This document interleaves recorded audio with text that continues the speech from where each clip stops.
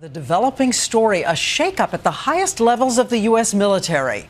A top general in charge of nuclear weapons fired, and this comes 48 hours after another top military commander was dismissed.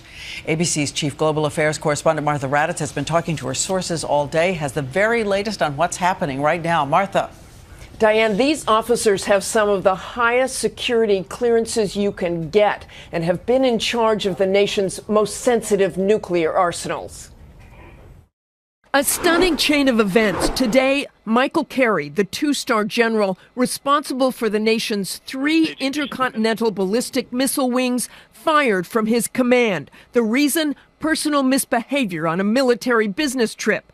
This comes just 48 hours after President Obama himself relieved the number 2 in command over the nation's nuclear arsenal over his suspected use of counterfeit poker chips. These follow an alarming string of general officers losing their jobs this year for inappropriate behavior, misconduct, or lack of leadership. 2 Marine Corps generals fired less than 2 weeks ago for not providing proper force protection in Afghanistan. An Army brigadier general relieved of duty for adultery. An Army 2-star general fired for groping a civilian. And in March, a Navy 1-star removed for racially insensitive comments and abusive leadership. Last spring, the chairman of the Joint Chiefs of Staff was so concerned about all the high-profile cases, he sent a letter to Pentagon brass urging a recommitment to ethical leadership.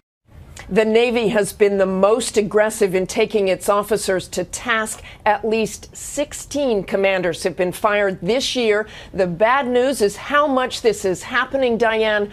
But the good news is that the services are taking action. All right, Martha Raddatz reporting in tonight. Thank you, Martha.